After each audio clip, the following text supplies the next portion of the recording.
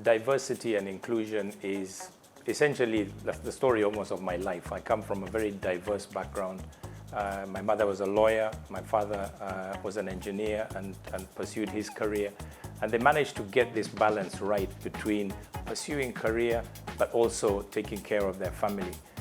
And for me, I'm just personally passionate around really seeing diversity and inclusion showing up at the workplace. And as leaders, I think we have a responsibility to drive this as we go forward.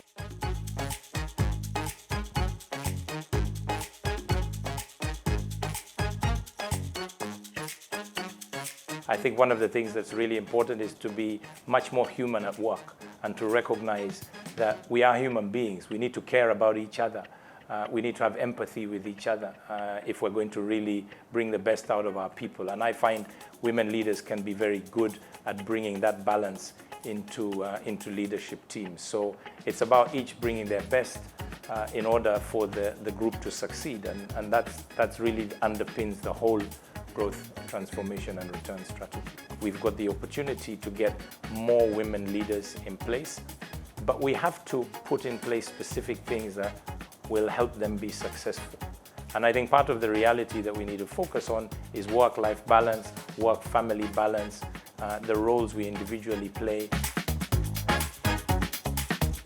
Diversity and Inclusion Council is made up of a collection of our colleagues from across the network who represent the diversity that we have in Ecobank. So we have a good representation across gender, age, seniority, geography, culture, values. We need to decide as Ecobank, as a group, if we want to be, for example, number one in terms of women promotion.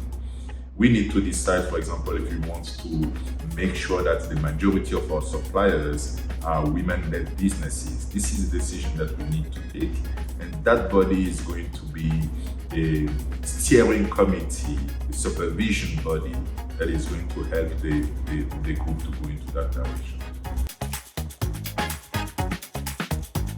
We came to the conclusion that it was best for the group to have a clear roadmap of what we want to do in diversity and inclusion.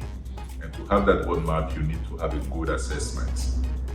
So we have hired Deloitte, which is one of the renowned firms in that space, to help us to design what is the assessment for Ecobank. What are the issues that we are facing in terms of diversity and inclusion? What are the pain points that we have in the system today and how we can address them based on the policies and the procedures that we have today. The survey is actually a critical tool to help us to better understand our reality today from an inclusion perspective, the thoughts of employees in the organization on how diverse we are and how we are leveraging that diversity, if at all, and of course the areas that we need to improve upon. So it is quite an extensive piece of work, being supplemented by some focus group sessions and also some, should I say, virtual workshops that will be held, really to help us to delve down and understand the state of affairs. Ultimately, what will happen here is there's going to be very specific targets given around the progress we want to make, and those will be tracked, they'll be included in people's objectives, they'll be included in our scorecard to make sure that these changes that we want actually happen. Be authentic. You know, if you try to be something that you're not because that's what you think they want, I don't think you'll be successful. I think the second thing is speak up.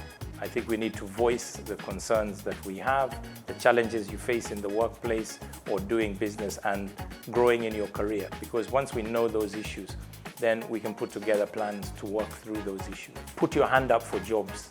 As women, support one another. Build that community of supporting women to be successful. Now, to the men, what I would say is be mindful of your biases. We all have biases, right? Whether we like it or not.